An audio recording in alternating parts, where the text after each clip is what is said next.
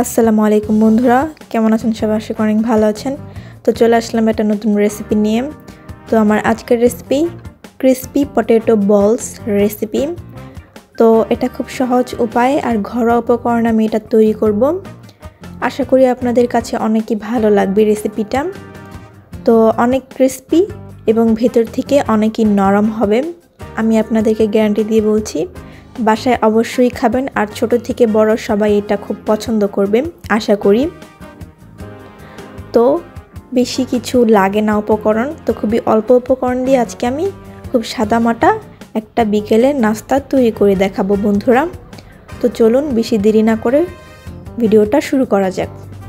তো এই তো এখানে আমি সিদ্ধ আলু নিয়েছি।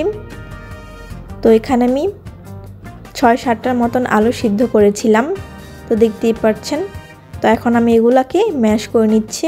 তো দেখতেই পাচ্ছেন খুব ভালো করে আমি এগুলো ম্যাশ করে নিয়েছি।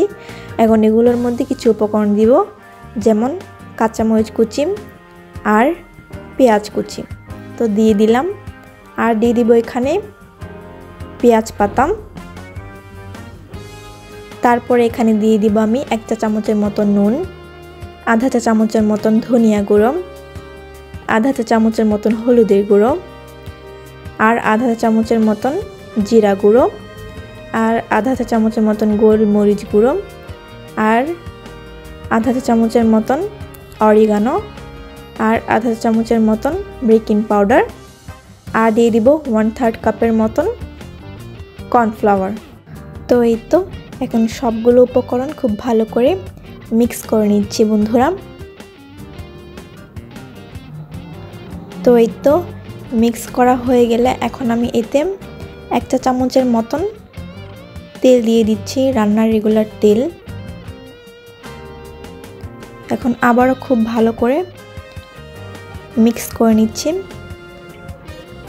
তো এই তো আমার মিক্স করানো হয়ে গিয়েছে, দেখতেই পাচ্ছেন কতটা সফট এবং নরম হয়েছে। তো এখন আমি একটু হাতে তেল মেখে আমি একটু করে নিচ্ছি,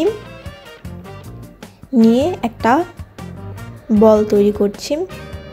তো দেখতেই পাচ্ছেন দুটো হাতের সাহায্যে খুব ভালো করে এভাবে গোল করে নেবেন, তাহলে খুব ইজিলি গোল হয়ে যাবে।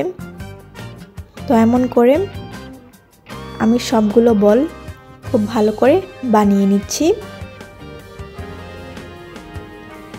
তো বন্ধুরা, এমন নিত্য নতুন ভিডিও পেতে কিন্তু অবশ্যই আমার চ্যানেলটি সাবস্ক্রাইব করতে হবে। তো অবশ্যই লাইক, শেয়ার, কমেন্ট করবেন। আর আমার রেসিপি আপনাদের কাছে কেমন লাগে অবশ্যই কমেন্টে জানাবেন। তো এই তো আমার সবগুলো বল তৈরি করা হয়ে গিয়েছে, দেখতেই পাচ্ছেন কতটা সুন্দর হয়েছে। সাইজ হয়তো অনেকটা এলোমেলো হয়ে গিয়েছে, একরকম হয়নি, একটু বেশি কম হয়েছে।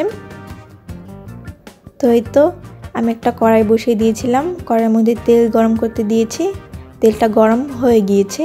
এখন আমি একটা একটা করে পটেটো বলস দিয়ে দিচ্ছি। আর এই সময় আঁচটা একটু মিডিয়াম ফ্লেমে রাখবেন। তেলটা বেশি গরম করা যাবে না আর বেশি ঠান্ডাও করা যাবে না, এমনভাবে তেলটা গরম করতে হবে।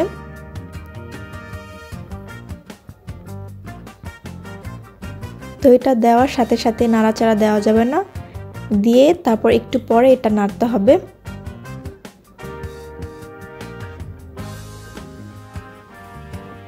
তো এই তো দেখতেই পাচ্ছেন আমি একটু পর পর এটাকে নেড়ে চেড়ে দিচ্ছি। তো এই তো পটেটো বলসগুলো হয়ে গিয়েছে, কি সুন্দর একটা কালার চলে এসেছে দেখতেই পাচ্ছেন।